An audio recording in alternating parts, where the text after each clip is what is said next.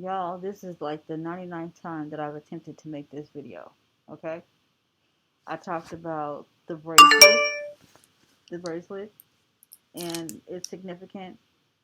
I hate to do it over again because I don't know if it actually did record, but I think it did. I had to stop the live. Um, these bracelets are quasi available online. However, they're not authentic and they lie about how to use them. They really do bring good fortune, wealth, riches, and luck. They bring everything that you could possibly even think of that involve you. They do. There's 7 beads on them. Excuse me, 16 beads on them. 1 and 6 or 7. There are no two-digit numbers. Only one-digit number. The two gold beads are not real gold because real gold has a charge that is too potent in order to let the other beads activate and bring you what you need, because gold would be the ultimate of what would represent riches, and therefore wouldn't be something that would work. It would cancel one another out. Now this is the activator. The activator is very significant because you have to wear the bracelet where the bottom part, which is very difficult to decipher, is pointing towards your pinky finger in order to make it active. They also tell you that you have to wear it on your dominant finger. That's a lie. Your dominant hand is the hand that you give with. The left hand is the hand that you receive with. If you wore it the opposite direction in which they're telling you, you would be constantly losing, constantly giving away everything that you acquire. Okay, I'm going to put mine back on again because I've had it on off too long.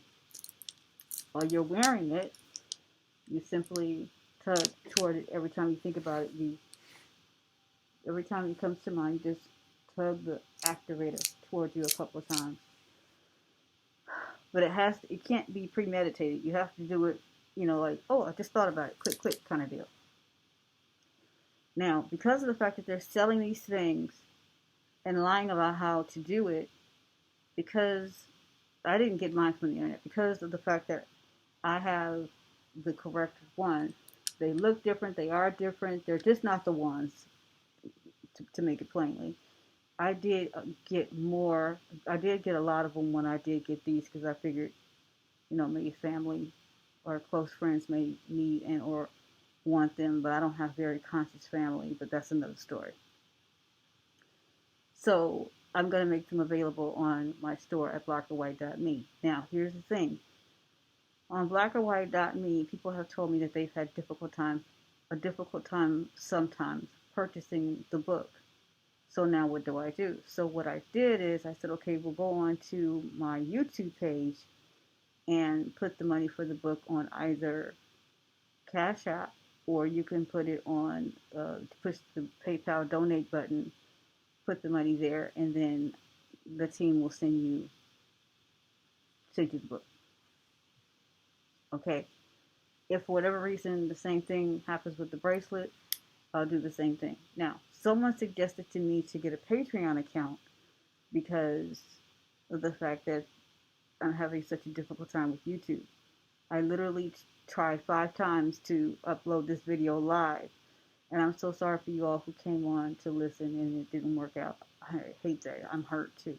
But anyway, they suggested I get a Patreon account because it's more friendly than that of YouTube, if you will, when it comes to this type of information. But the only thing or issue with Patreon is that it's just that patronize. They charge you for it to be there. And most of the people that I talk to, the members of Black and White, say, oh, we'll pay it, no problem. $5 a month, whatever. But you might not have a problem giving it, but I have a problem taking it. I have an issue with that, to give you something that the Almighty has given me free. Okay. But I did create a Patreon account. And if I have to put it there, I just have to put it there. If I have to upload there, I'll just have to upload there. Okay. I'll give you guys the information of the Patreon account. I don't want this to go out because I tried to do it in my iMovie and it wouldn't let me. So let's see what happens here. Anyway, Uh, I don't even know what I've said so far. Um, I might have to restate some things. I don't want to hold you hostage. The title of this video, How I Got Steve Harvey's Shows Canceled. As a young girl, people would do things to me just like they did any other kid, I guess. And my mom would always say, "Don't worry about it. God will get them."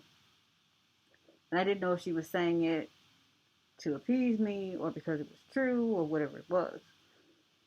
But in my heart, I was wondering if she might be saying it because of the "go what goes around comes around" kind of thing. You reap what you sow. I didn't know.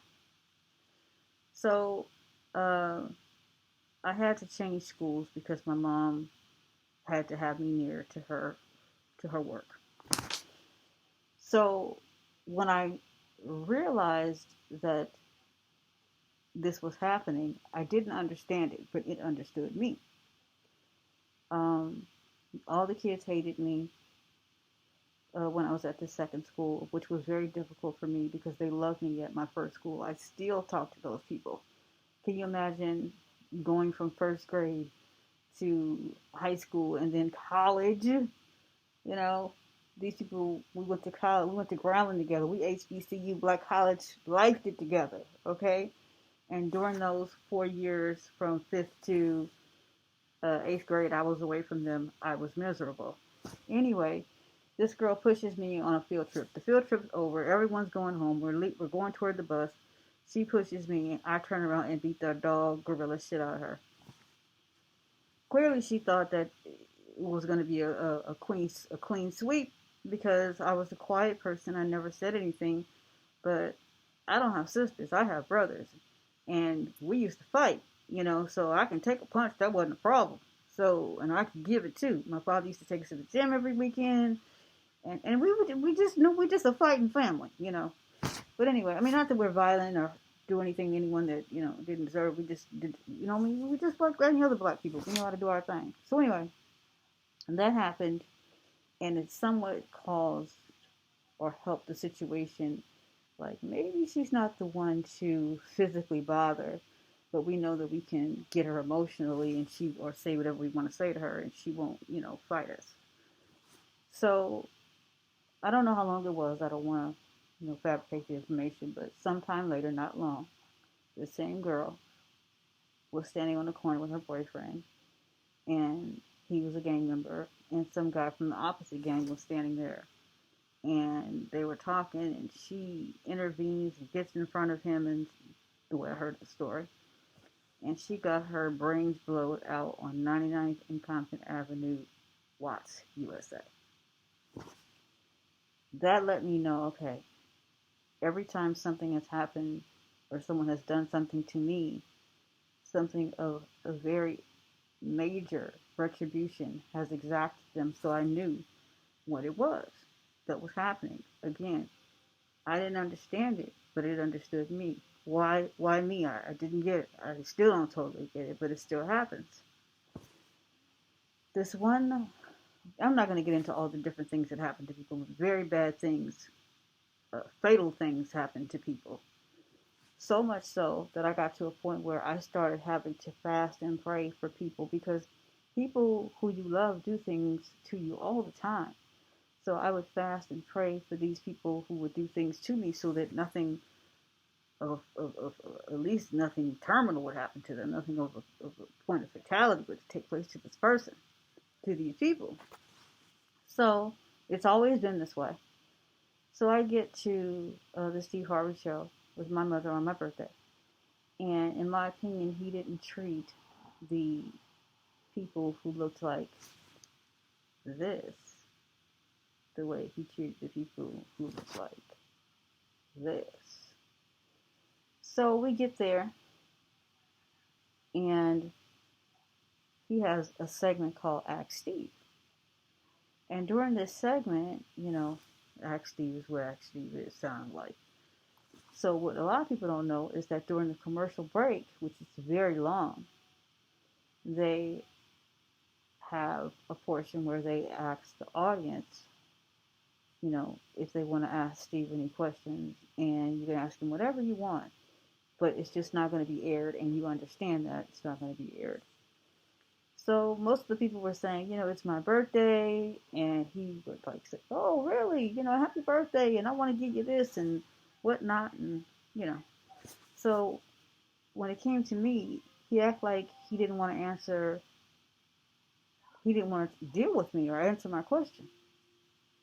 But I said, well, maybe it's just me. So I said, oh, I'm happy, I'm excited, I'm with my mom on my birthday. I said, it's my birthday, and he cut me off, and he was like, what do you want? Like, so what is your birthday? When everybody else did that, it's like, we saying, what do you want? So I said, well, I just completed, and this was over a year ago, some years ago. Not that long ago, a couple, maybe a year or two ago, if that long. I said, well, it's my birthday, and I completed a book called Black or White with Dick Gregory prior to his transition. And the plan was for him to use his fame, if you will, or his connections to micromanage slash market the book. But since he's passed, I'm having a difficult time with that. And he said, well, what is it about? And I said, well, it's basically, and I go into what it's about, and then I say, and it also tells you certain times to entreat the universe for certain things that you want, because God is not a random God. So you can't ask for random things at random times. Within a 24-hour period, you ask for what that particular planet is that's dominating at that particular moment. So he says, well, do you have a publicist? And I said, no, I don't have a publicist. And he said, well, what time did you ask for a publicist? And when he said it, I didn't hear him. And the audience were just cracking up laughing. And I said, excuse me, I didn't hear what you said. They're laughing. I can't hear you.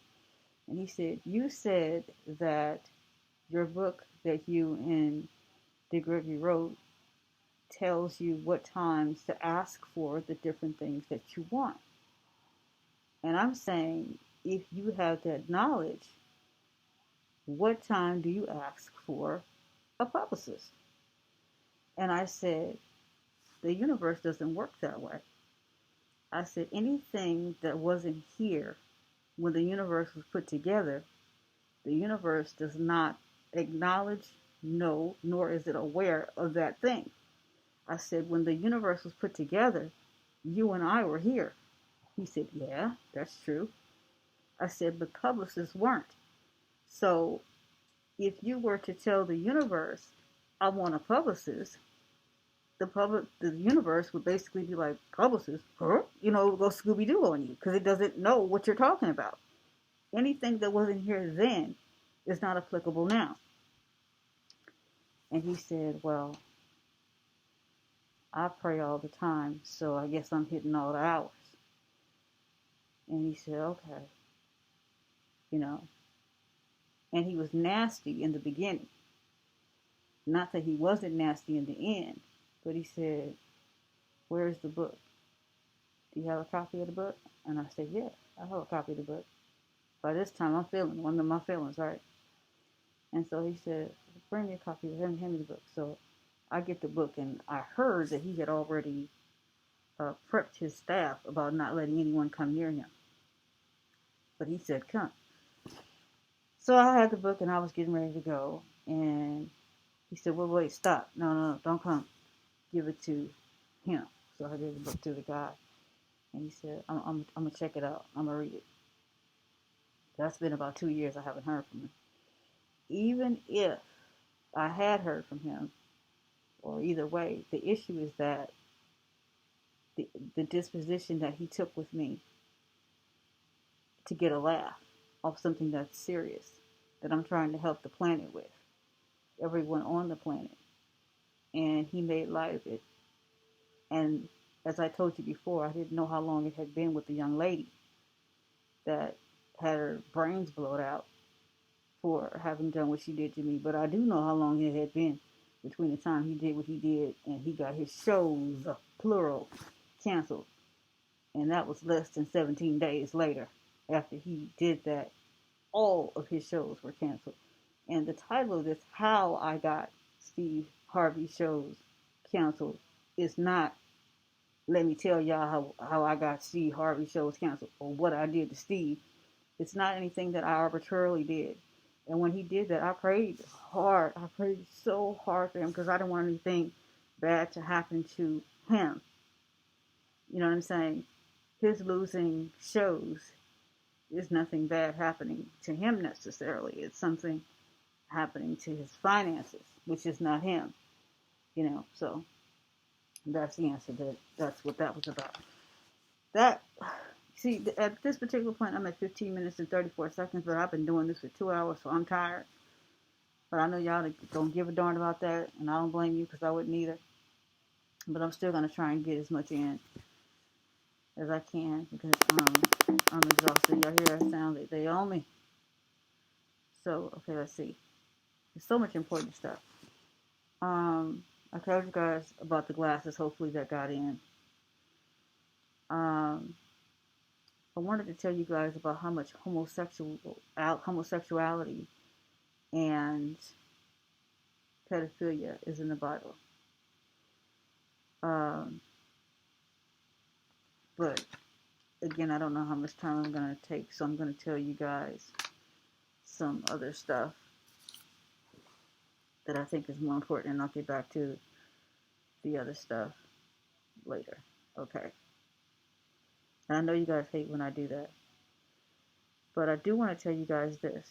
That situation where that young man was jogging and they killed him, and they had footage of him stopping at the house that was under construction. I've even done that. You know, you see a house under construction and you stop and look in because you know once it's done, you're not going to be able to get in. Who's going to let you in the house? You know, I've done that. Not to say that it makes it okay. I'm just saying that it's not foreign. They wanted that young man's organs. Okay? Because they showed so many, after the fact, they showed so many different times where he had been targeted and stopped prior to that. And now the footage is coming out. What was it about him that they kept stopping him? They wanted that boy's organs. And we need to hashtag, everybody needs to hashtag his mama and make sure that that boy had all his shit in him when they did the autopsy and whatever it was that, well, he didn't need an autopsy, but when they embalmed him, sent him to the mortuary or whatnot, because this thing that they're doing to black men in the way of organ stealing is absolutely intolerable. And it is going to stop. Okay? Period. Okay? Let me see here, guys. I wasn't going to go into this, but I am. They have us, quote unquote, quarantined, right? And they're talking about slowly opening things up. Quarantine is exactly what it sounds like. Core or quarter is a fourth of a whole of whatever you're dealing with. Okay? There's 24 hours in a day. So that means that a quarter of the day is 6 hours. Even when a person is in the military, they tell them, these are your quarters.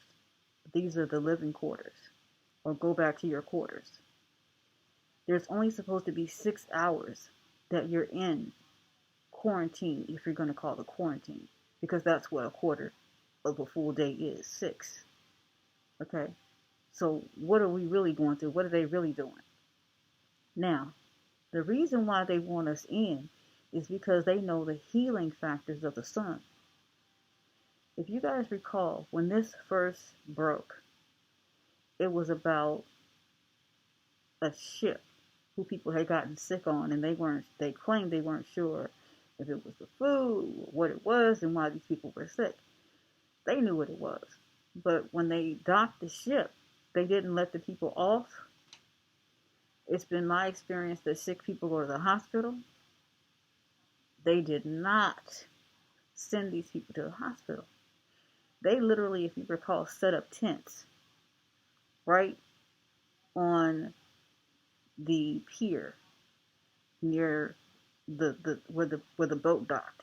They didn't send them to the hospital. They set up tents And they were ready for those people to come when they let them off the boat.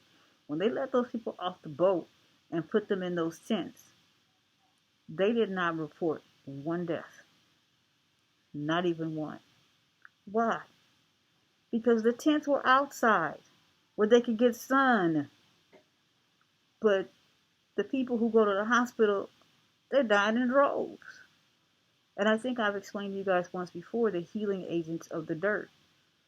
We didn't used to sleep on beds. We didn't used to sleep inside. We slept outside on the dirt, on the earth, not on cement. And whatever's wrong or potentially wrong with you, you don't just get sick all of a sudden. 99.9% of people who get sick have to wait. They have to wake up sick.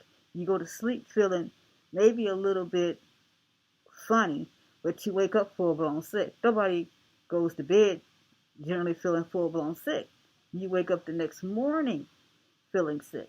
And nobody wakes up sick or goes from one moment of feeling 100% fine to another moment feeling 100% sick. It's a gradual process. That's something that the universe allows us so that we can work on it. When the universe was put together and we were all outside sleeping on the earth, there is an agent in the dirt, in the earth, that when you lie on it, it draws all of the impurities out of you, all of it.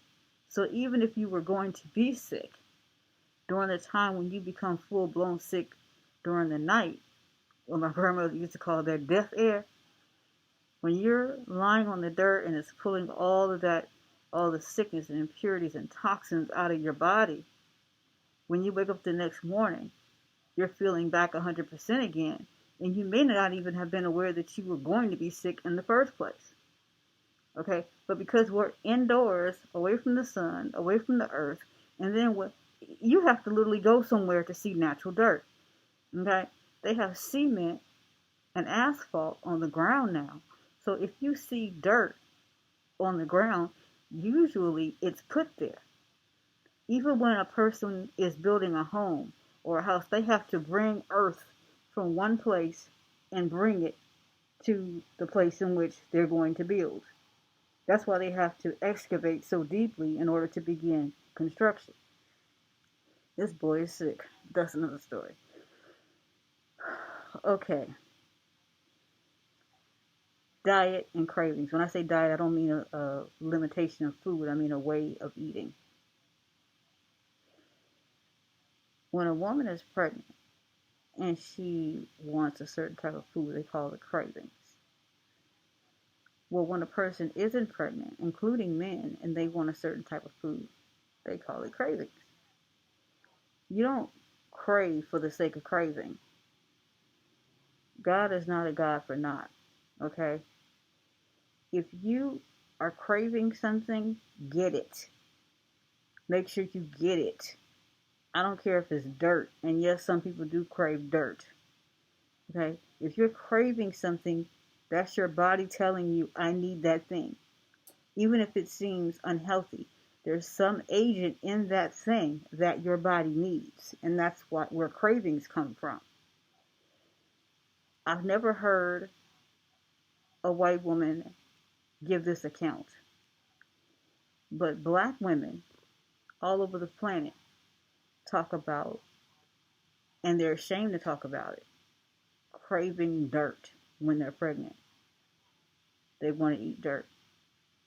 And the thing that gets to them is the fact that they've never had dirt, so how do they know they want dirt, that they're craving dirt?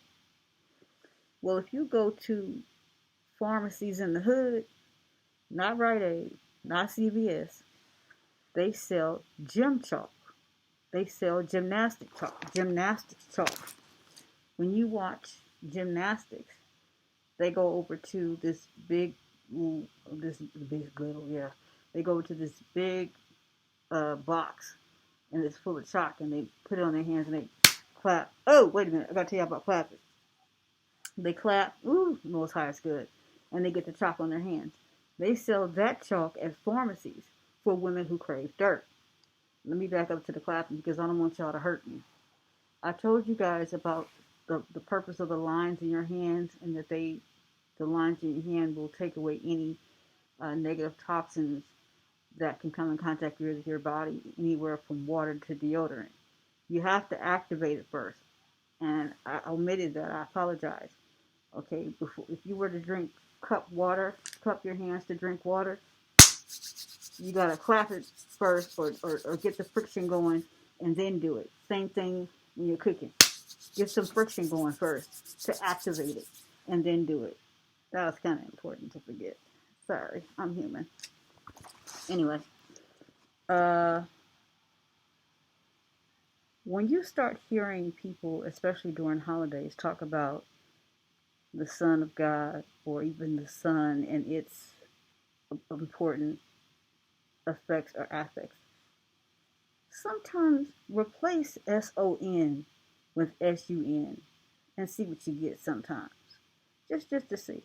And I say this right now because the summer solstice is coming up. And when the summer solstice comes up, which is at the end of June, I'll tell you guys what to do. Because the planet is set up in quarters. Quarantine is set up in 4 parts: winter, spring, summer, and fall, and or autumn. And you have to recharge during each quarter to make sure that you are still in good standing and good things happen to you during the universe. During the different, you see, the universe charges the planet. Okay? What does charge mean? Charge means gives orders to. Be it a direction order or order as in simply being in the right way of things. Okay. I hate that I didn't do a video when it was time for the winter solstice, but that's another thing. The spring equinox has passed. I hate I didn't give you guys that, but we'll get on for summer. Don't worry, I got y'all. For summer solstice. Okay. I wanted to put that in. Okay. Illiterate. When the universe was put together, nobody could read. There was no reading. But they came up with the word illiterate or literate. What does that really mean? That really means one who is enlightened or one who isn't. Okay, that's where the term Illuminati comes from. That's why Illuminati ends with an I and not a Y, like yo-yo. Okay. Illuminati or illuminate or illiterate. Illuminate means light, to have light, right? To be illiterate means to be absent something.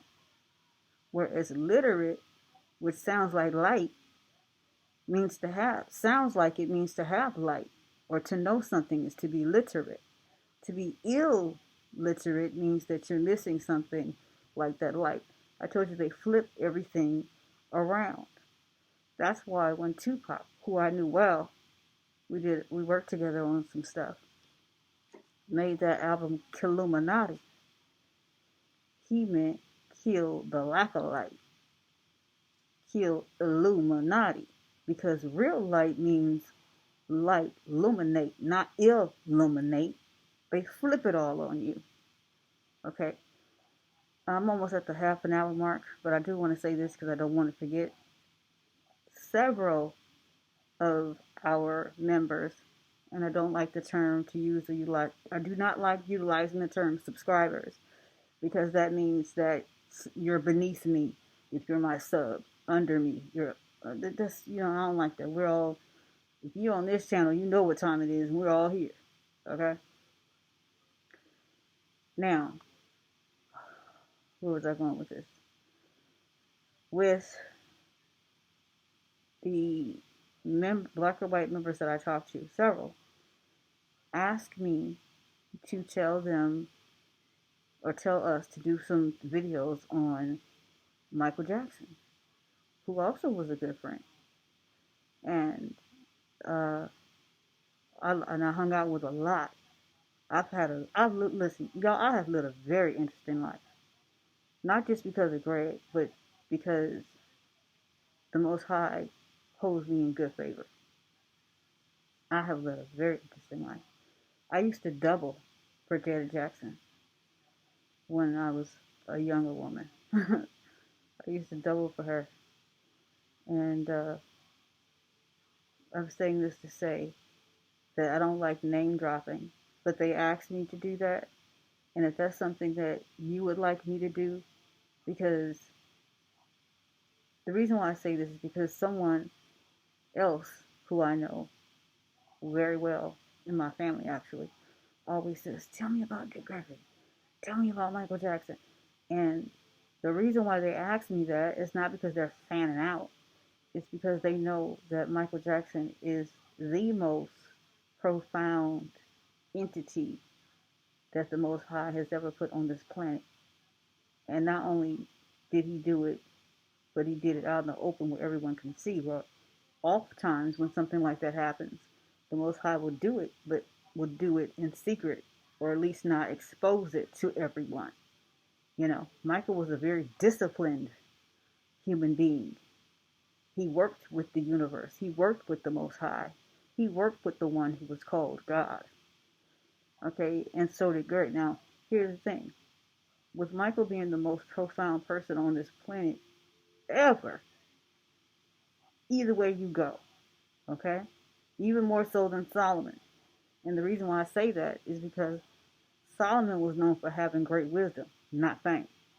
He had fame, don't get me wrong, because it was the Queen of Sheba that said that your fame that you've been given, that's been told about you, I'm paraphrasing.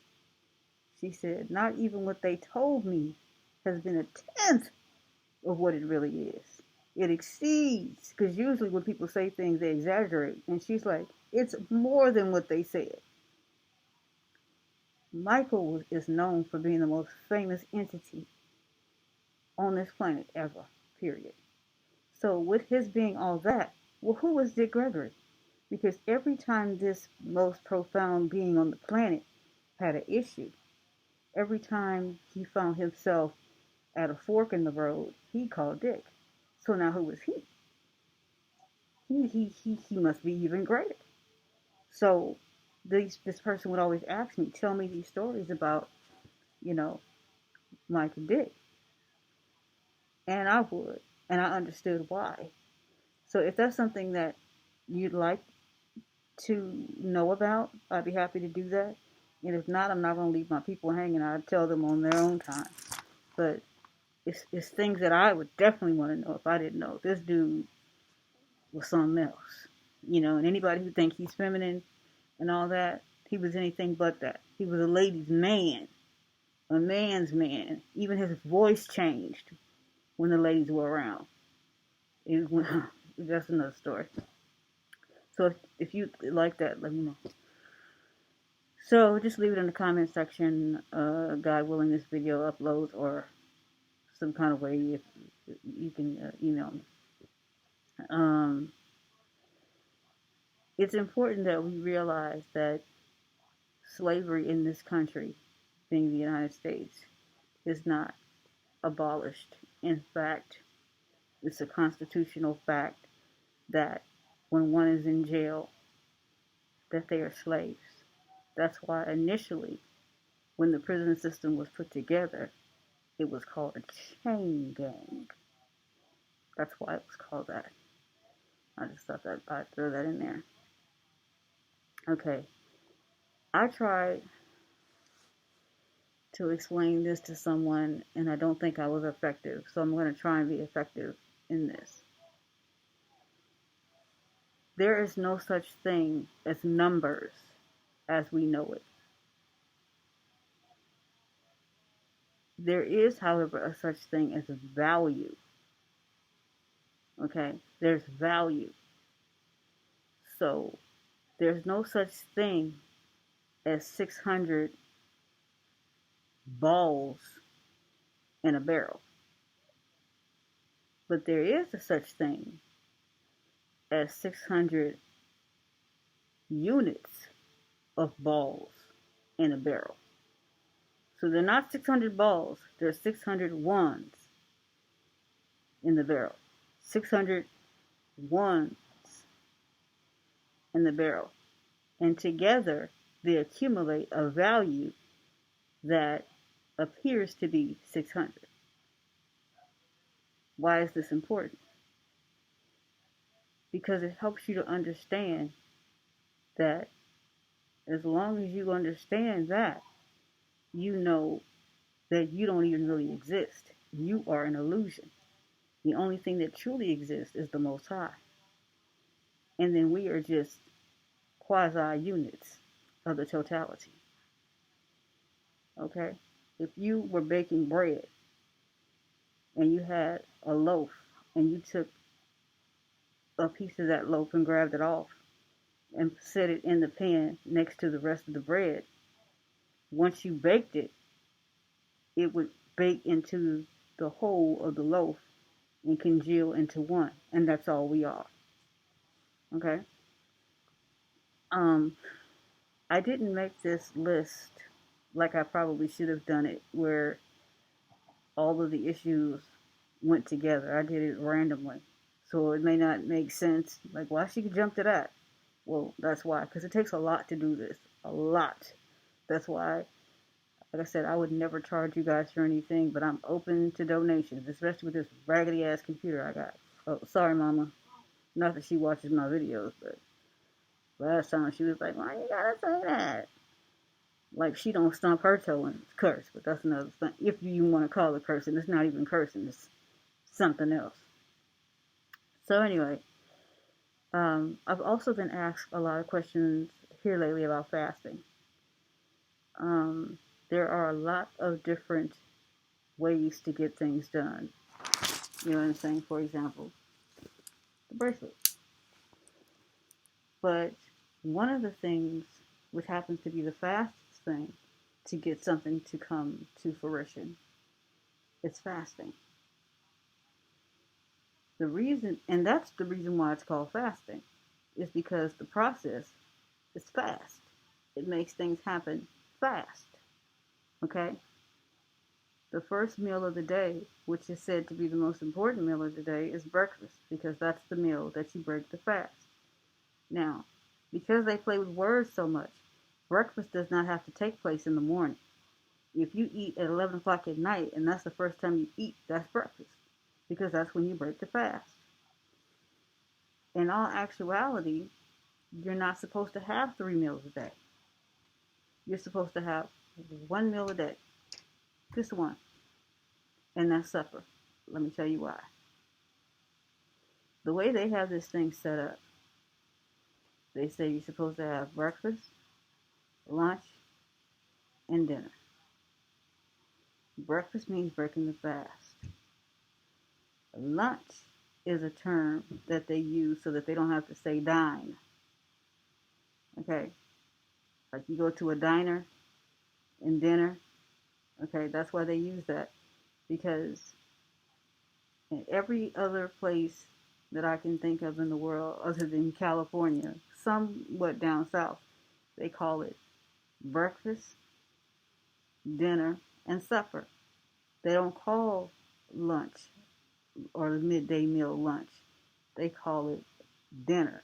They say breakfast, dinner, and supper. And they don't call, obviously, supper dinner. It's breakfast, dinner, and supper. We know why. So that means that every meal is one. How do you get 3 meals in one? Because whenever you eat is breakfast. So it doesn't matter. So whenever you eat, that meal is breakfast. 2, the second meal is dinner, right? You go to a diner and what? Eat. They play these word games with you. So you can have breakfast at a diner. You can dine on breakfast. So that's still the same meal. Okay, well, where does supper come in at? The reason why it's called supper is because it's the super meal. The super meal. That's the meal that really counts. The only meal that counts, because that's the only meal you're supposed to have. You break the fast with the first thing you eat and dine on it and it's the super meal, and they're all one. You only eat once a day. All this 3 times eating a day and snacking and all that old stuff gets us in the situation that we're in. Okay. Um, there's so much stuff. I'm trying to see which one is more important. Well, they're all very important. Um, it some things I think that you guys know, but you probably don't think about a lot. For example, the best universities that are on the planet are supposed to be in Europe. You got your Cambridges, you got your University of London, you know, you got those kinds of schools. And then over here, you got your Harvard. And people who know the real schools like Oxford, they wouldn't send their dog to Harvard. They just wouldn't. Harvard, Stanford, not even Stanford because that's on the West Coast. Harvard, your Yales, your Princetons, your Georgetown, all those schools were put together by rich white men because their sons were too dumb to get into schools overseas. So if you bragging because your daughter is at Harvard or your son is at Yale, you need to do some real research real fast and understand what it's all about. Why is it called a university? They wouldn't even let them call Harvard a university when they first built it. They made them call it Harvard College. Why? College is the root word of collegiate, just a person learning, like a scholar. Okay? Why didn't they let them call it a university? University means one who is on the level of the universe. That's why they call it a university. Una means one. Uni means one. Verse, just like you read a verse in the Bible, one verse is what? One line. So uni means one, and verse means line. One line. So universe means one line. So what is one line? One infinite line, one line, never stopping, creates a what? A circumference, a circle. A circle never ending knowledge, never ending getting wisdom, knowledge, and understanding. That's why they call it the universe.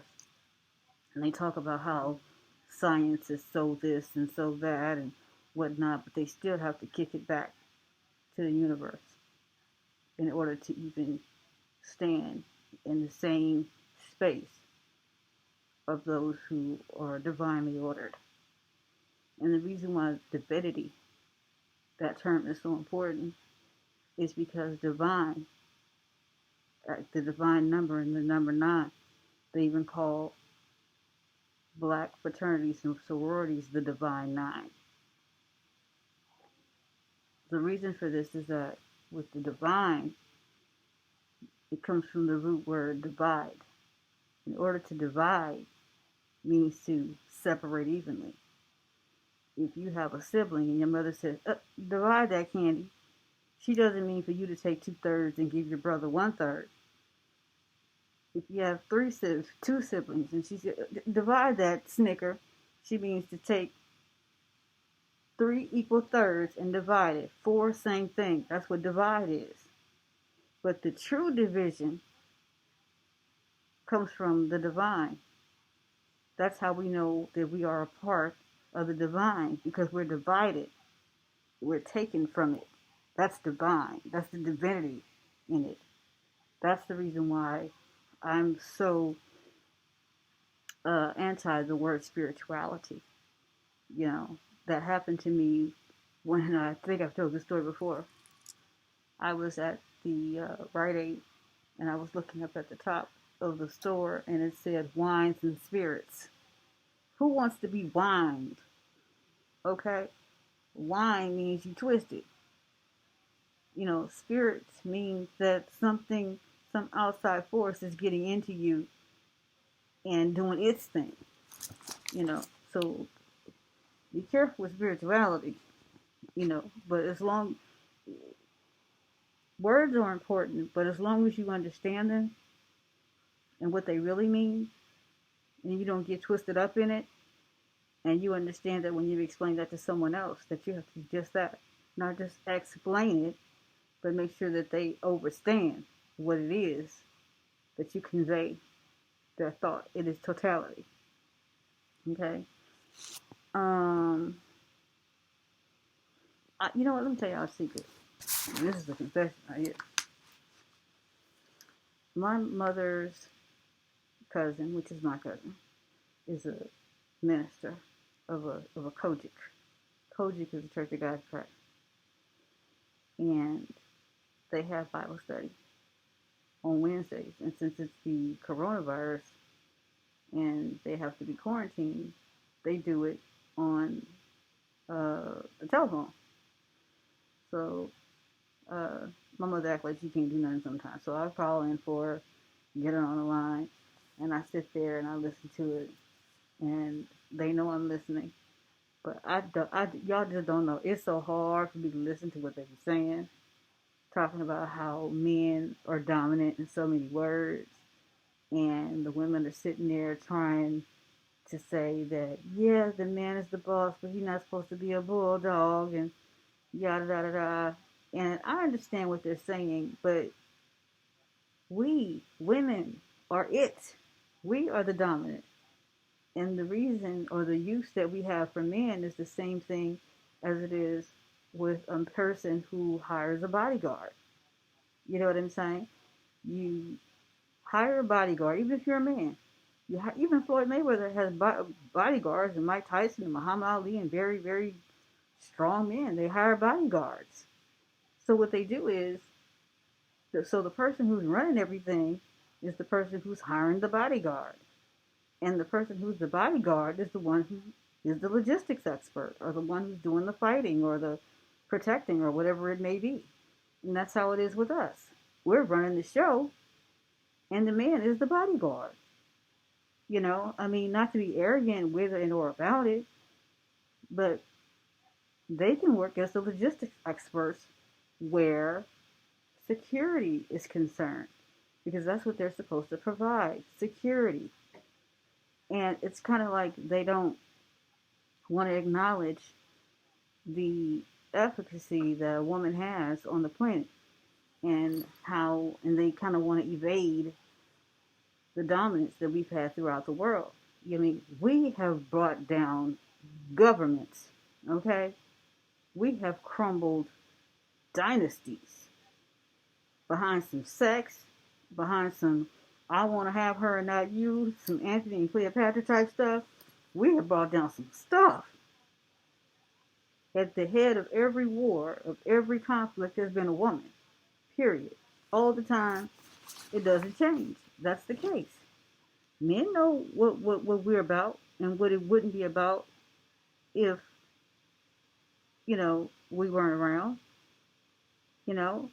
I mean, you can go to an infertility clinic and say, hey, a female needs some sperm, and to procreate and get some sperm and go ahead and procreate. A man can't go to one and say, hey, let me get some uteruses and procreate. Don't work that way. They can't do that. Now, I'm not canceling out ways in which they can get it done, but let's just do it. Okay? If you had an infinite amount of sperm somewhere in a freezer and nothing but women on the planet, could the world go on? Of course. No men, sperm, and just women. Of course it could. If you had nothing but men on the planet and a host of uteruses somewhere in a freezer, could the world go on? Hell to the no. It's mandatory that we be here. Period. We got to be here. We are absolutely mandatory. I want to tell you guys again, and I'm gonna wrap it up. about, because I'm frustrated because I've been doing this for like 3 hours now, because I was going to try to do like a 2 hour long one, and I guess I really have, but y'all didn't get to see it. The codes in the Bible, the codes in the Bible, which was published in 1619, which is the same year the first slave got here, they basically they plagiarized the Bible with and or for, I'm sorry, they plagiarized the law with the Bible. Okay? Every law book that there is a plagiarism of the Bible, which also is a plagiarism of the Coffin text. Why is this important?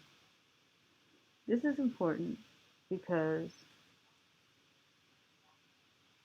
I'm a little freaked out. But anyway, uh, because of the fact that this law, the legal system doesn't care so much. This is how much they don't give a damn. That they call every law has a code, codification. So when the average person reads the code, they don't understand it.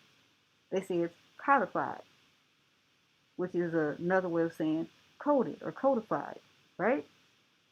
Okay. Even court means tribunal. Tribunal. So one of the codes that's in the Bible is Jacob's ladder. Now, this is probably one of the most important codes that I know about. Jacob goes to sleep. I want to laugh so bad, but I'm not. Jacob goes to sleep on some rocks. I think one. He woke up with 12, but that's another story. He goes to sleep on some rocks, y'all. And the dream that he has, he says that he saw angels going to and fro, going up and down the ladder. In Hebrew, angel means something's in my eye, y'all. Every time something's in my eye, I'm about to prophecy. I don't know what, but that's been the way things go. Anyway, like a log in your eye, you know how the Bible says, well, I try to get a thorn out of mine when you have a log in yours. But anyway, he has this dream, and he says he saw angels, and it was before daybreak, going up and down. He sees these angels. And in Hebrew, angel means messenger. Not some winged being, but messenger. Somebody who brings messages. Albeit accurate messages. Never inaccurate, but accurate messages. So he has this dream about him going up and down. What that really means is that then the Bible says it was he woke up and he struggled with an angel and told the angel to give him a blessing. And he said, "No, I gotta go." This is a messenger saying, "I gotta go," because that's what an angel is. He said, "No, I gotta go. I don't got time, because if I miss my appointment, I'll never get a chance to reschedule. I gotta go." So what does this really mean? He wakes up before day and he sees this angel who he starts wrestling with, and the angel knocks his thigh out of the socket, yada, yada, yada. This is what it really means.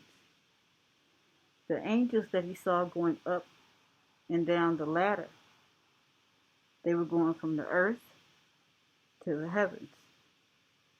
These were messages. Angel means messenger. The angels weren't going up and down per se. Winged beings, I should say, weren't going to and fro. Messages were going to and fro. What kind of messages? Requests. Requests for things that you would ask God for, the universe, whatever you want to call it, Allah, whatever it might be. are going to and fro. Meaning, the reason why they go up is because you send the prayer up, right? That's the message going down, and then it comes back down to the earth. That's the answer, or the fruition and or manifestation of your request. And the fact that he wakes up when it's still dark, but it's morning, and the angel is saying, I gotta go. Meaning it's almost the crack of dawn. Light's about to come. I gotta go. That's the code to tell you when to pray for what you really want. Because even in the Bible, another code is where it says, God loves those who sacrifice sleep for prayer. No matter what your sleeping situation is, most people are asleep at 5 o'clock in the morning, or get up right before 5. So let's say about 4:35, 5 o'clock in the morning they sleep. So even if you get up at 5, you sleepy when you get up. So you sacrificing sleep for prayer if you get up just for that reason. Not to go to work, not to get your kids up, not to have sex, not to eat, but to pray, to ask, because that's what pray means. Okay? And not always asking for something, but just entreating the Holy One, saying, I appreciate what you do. I love you. I'm yours. I'm here. I'm your servant. All these wonderful things. So when he says, I gotta go, he meant I gotta go because I need to go before the holy tribunal. I need to go before the Holy One and tell it or ask of it whatever it is that I need. This is why I gotta go. Because if day breaks, it's over. I missed it.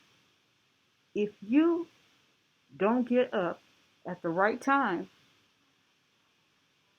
and get your petition in before day breaks, you missed it. And that's what that means. That you need to get up before dawn, put in your petition, your message from the earth to the heavens, and before day breaks, it'll send you not just a message / answer, but a yes. It will give you a yes answer. And another time to do it is 12 noon. That's why in the Westerns, they always say they're going to hang somebody at high noon.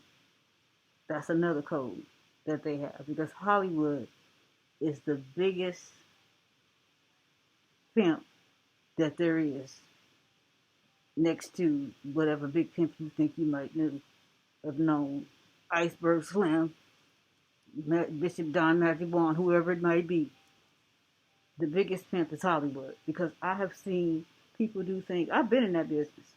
I have seen people do things that prostitutes wouldn't do, just to get a SAG card. A SAG is an acronym for Screen Actors Guild, just to be on the screen. I dated one of the biggest biggest directors in Hollywood. Huge, Oscar-nominated, award-winning, just huge. But I had integrity. And one Michael Jackson story, he did an interview with a rabbi, and he kept talking about how Joseph beat him, and this and that, and how he didn't have a childhood, and yada, yada, yada. And I love Michael, don't get it twisted. And the rabbi asked him, would you trade all that you had? Because you wouldn't have had it had Joseph not did what he did, the way that he did it. Would you trade it all? Get your childhood, get your candy, get your birthday, get your Christmas, get your this, get your that. Would you trade it all for what you have now?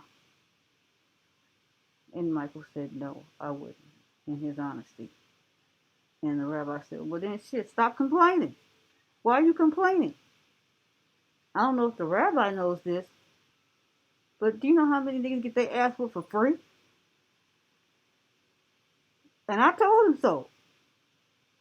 He should have seen what happened to some of the people I know for free and ain't got nothing to show for it. You better shut up. And he's a good person. But see, what I'm saying to you and what I said to him in a group of people, I wasn't saying it directly to him because I wouldn't want to hurt his feelings. He's a wonderful person. Was that in so many words, I know it's easy for me to say that when I'm not in it at that time. Getting your butt kicked is not an easy thing. That's not even natural. That's a violation against the universe to hit anyone, let alone a child.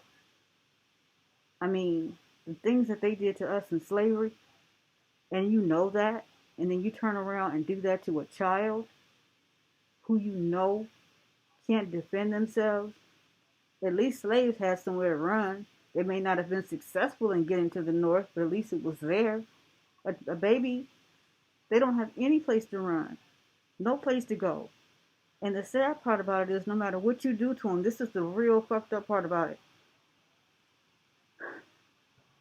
With a baby, you beat them like that, I don't care how bad you beat them.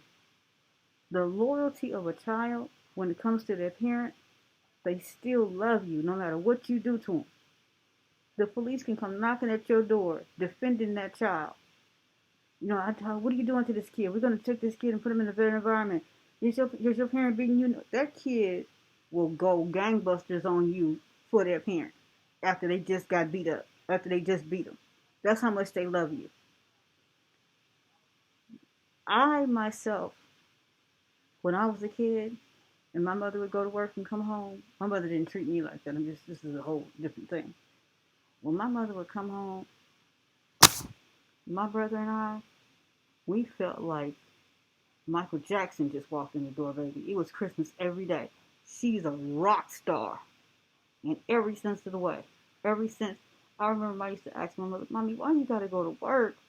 Why? And she said, well, baby, I want to be able to buy you stuff. And you got to be able to have this and have that. And when Christmas comes, don't you want this? And don't you want that? And you said you wanted the Barbie dream house and the baby lottery. Don't you want that? I said, no. She said, well, you say that now. But when Christmas morning comes, if nothing's under that tree, you're not going to be happy. I said, yes, I will.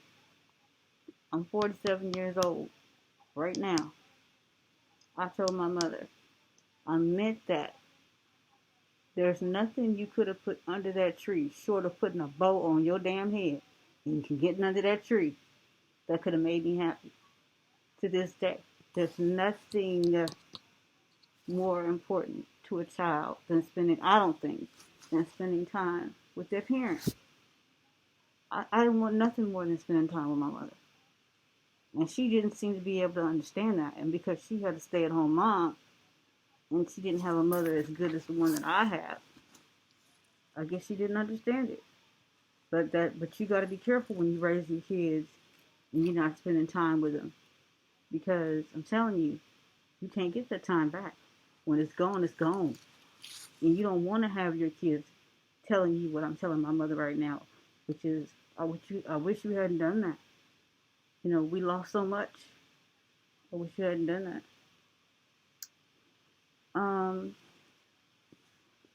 I have so much to say.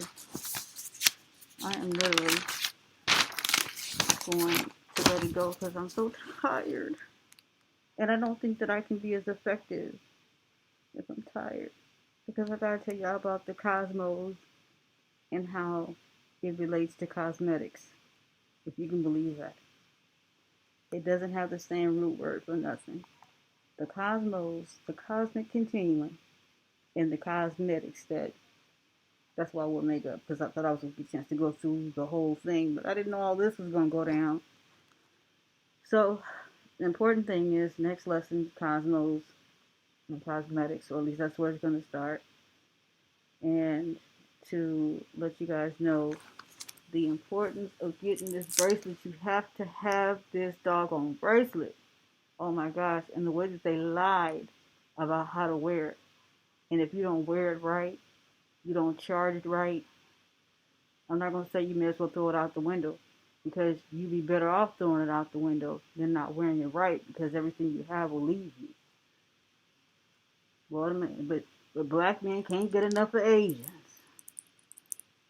They want some, you know what? They want some tie-dyed black kids, but that's another story. They want the exotic woman. I think, it's not even important. Y'all gonna learn the way that those Vietnamese women, Filipino women, just Asian women, period, made a fool out of all of those soldiers when they went to war and brought them back over here so they could get their citizenship and shipped their ass once they got here. That's what they ass get. But that's another story too. So I'm tired. I'm exhausted. Um, I've been doing this for like 3.5, 4 hours already, and I only have like an hour and 5 minutes of footage and whatever YouTube is gonna let go of. So I know I look tired. If I don't, I am. So I want you guys to be well, have love, and have light, and know that it all comes from the north. All right, peace and blessings. And not blessings, but peace and light. See, I'm still learning too.